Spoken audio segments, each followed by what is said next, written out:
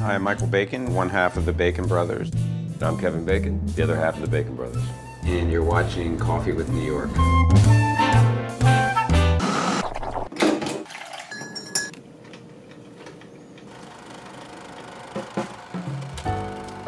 I came to New York in 1976. When I first got there, I was 17, and I literally came to New York City with a suitcase and a dream. Our mom was born and raised in New York.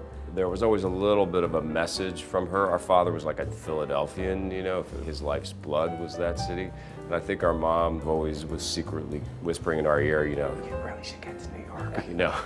Well, I got married in 1972, and my wife and I moved to Nashville, and we were there for 8 years. And the Today Show, every morning, they would always have an exterior camera out on the streets of New York.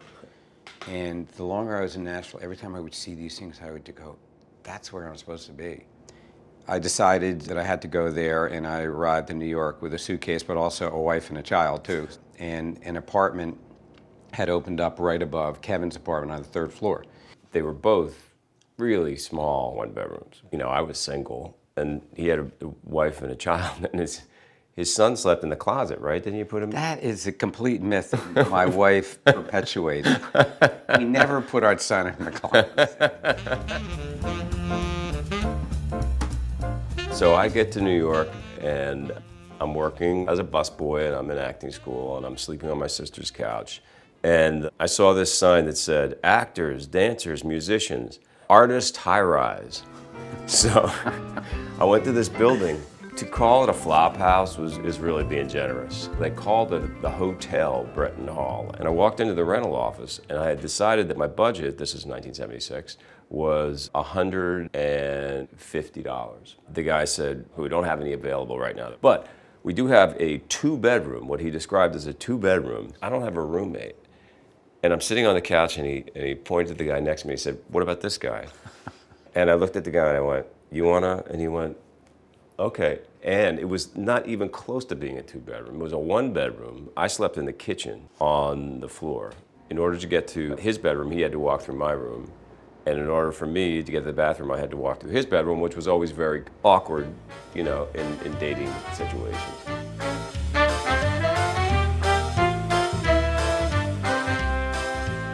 Both of us are back from the days when these were covered with Greek statues. I loved the Greek diners and the coffee, and being able to go into a Greek coffee shop or a bodega and say, dark and sweet, or whatever it is, and they just immediately get it. That was a different kind of coffee shop. And there's less and less of those, I have to say. I miss those. I don't want them all to go away. Sumptuous Beans, 70th and Columbus, little tiny place, been there for years. Fantastic coffee. Mom and pop joint. Yeah, definitely. Which is, you know, cool. I really like to grind my own every morning, and we're always like bouncing back and forth between a new bean. And at this point, I'm 100% like I like really good coffee. I'm always a little bit disappointed when I get coffee out. That's never as good as the coffee we make at home. From the first time I moved to New York, I started to explore Central Park a lot of times on roller skates. This is pre-roller blades. And I was really super into roller disco dancing.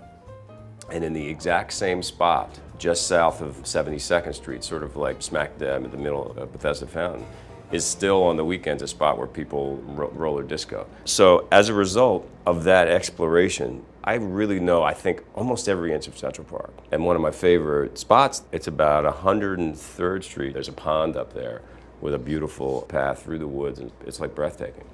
First thing that pops in my mind is 79th Street Boat Basin. It's very popular. It's getting really, really crowded, really difficult to get into, but that's, in the summer, to me, it's like living on the beach. It's pretty amazing. I mean, when there's so many of us walking down the street, riding the subway, navigating between the cars and the cyclists, that we're able to just sort of like do this like dance all day and not just be beating the shit out of each other, you know? Taking off on what Kevin was saying, if you go to any other city, Philly, Denver, people go into a store, they don't know how to line up.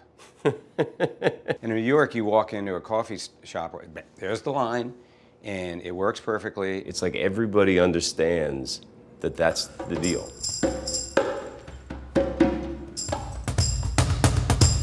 Okay. All right. motor is our songwriting. And if we have new songs, we want to record them and get them out. I think we had 9 songs ready to go. It's really good to tour with a song. You just learn a lot playing it over and over and over again. Playing it night after night and playing it for people, seeing the reactions that people have. You just find stuff groove-wise and tempo-wise. 6 months ago, I don't think we even thought we'd have another record, but now it's, it's getting ready, so we're pretty excited about that.